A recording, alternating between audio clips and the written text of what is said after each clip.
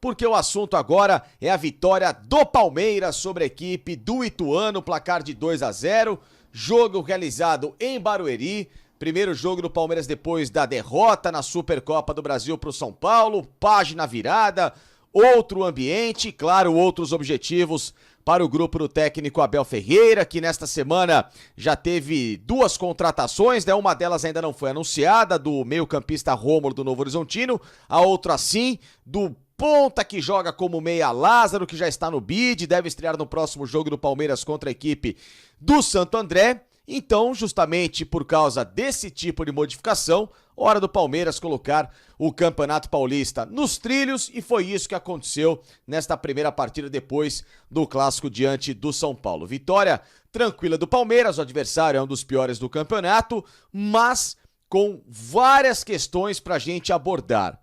Primeiro, o lado, claro, negativo da história.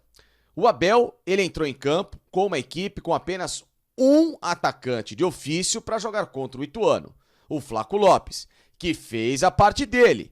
Mas o Palmeiras, diante de um adversário tão frágil, poderia ter se soltado um pouquinho mais para jogar contra o Ituano, porque tinha total condição, mesmo jogando em Barueri, que é um gramado que o próprio Abel falou que não curte muito, o estádio não é lá muito a vibe do Palmeiras, do próprio time do Abel, etc. Ele tem saudade do Allianz Parque, mas que neste momento está interditado, passando por reforma do gramado para o Palmeiras voltar aproximadamente no final do mês de fevereiro para começo de março a jogar em casa. O Palmeiras tinha essa condição de jogar, né, de uma forma, digamos assim, mais leve diante da equipe do Ituano. Foi a única falha do Abel ao longo da partida, que não utilizou dois atacantes de ofício em 90 minutos. Ora, boa parte do jogo com o Flaco Lopes, ora, boa parte do jogo com o Rony, que também fez a parte dele e marcou o segundo gol do Palmeiras. Porém, diante desse, digamos assim, comentário crítico, construtivo, vem a parte boa. O Palmeiras se comportou com o melhor meio-campo possível hoje à disposição do treinador palmeirense. Pelo menos no desenho. Ainda, o que eu, Felipe Facincani, gostaria que o Palmeiras fizesse? Abrisse mão de um dos zagueiros. Jogou de novo com 3 zagueiros, dessa vez com os 3 de ofício, Luan Gomes e Murilo. Marcos Rocha foi o lateral porque o Mike não estava, porque se o Mike estivesse à disposição, acredito que ele voltaria a utilizar essa dupla, mas enfim, então eu teria aberto mão de um desses zagueiros para colocar um atacante. Por quê? Porque aí o Palmeiras teria a formação que eu enxergo e que no desenho, assim como o Abel já trabalhou nos primeiros anos dele de Palmeiras e deu muito certo, o que o Palmeiras pode apresentar de melhor. 4-2-3-1, ou então um sistema de 4-4-2, que é aquilo que eu acho que o Palmeiras hoje pode passar a utilizar. Por que esse sistema? Porque o Palmeiras ganhou meio campo defensivo, com a presença do Aníbal Moreno, do Zé Rafael e do Richard Rios ajudando a recompor, e não deu qualquer chance da equipe do Ituano transitar por entre linhas do Verdão e chegar aos zagueiros e atacar, obviamente, as costas dos alas. E principalmente, o Palmeiras ganhou volume de criação. E é aí que vem o comentário anterior. O que faltou? Mais atacantes para o Palmeiras aproveitar um meio-campo que hoje estava redondinho. Um meio-campo com Zé Rafael, que fez uma partida de gala, atuando na criação pelo lado esquerdo.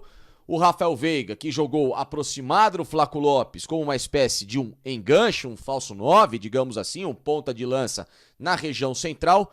O Richard Rios subindo pelo lado direito e o Aníbal Moreno, em alguns momentos até se revezando com o Richard Rios, sendo aquele chamado elemento surpresa também na criação. Palmeiras teve um quarteto muito interessante no meio campo. Um quarteto que se encaixou de uma forma muito natural, mas principalmente pela presença desse volante argentino. Que contratação que fez o Palmeiras. É aquilo que eu já falava no programa, no nosso Opinião Placar. Me surpreenderia negativamente se esse cara chegasse e não jogasse a bola que ele já demonstrou nos tempos de Racing na Argentina. um jogador moderno, um jogador de passe vertical, ou seja, um cara que ajuda a quebrar a linha, um cara que ajuda a armar o jogo, um cara de chegada, de imposição física na marcação, de rapidez, um jogador dinâmico, que é justamente aquilo que faltava à frente da defesa do Palmeiras para, de novo, reequilibrar um setor em que o Zé Rafael se sente muito mais à vontade jogando do meio para frente, o próprio Richard Rios, que não tem característica de marcação, que até poderia ter jogado mais hoje, mas naquilo que conseguiu e dentro dessa proporção foi bem, entrou muito bem, inclusive, no segundo tempo, o Gabriel Menino, que pode passar a ser uma sombra para o Richard Rios nesse sistema e, claro, em especial, o próprio Rony, né? Outras entradas do John do Caio Paulista acabaram não funcionando, o Fabinho entrou no finalzinho do jogo apenas para cumprir tabela, mas o fato é, o Palmeiras encontrou aquilo que o Abel Ferreira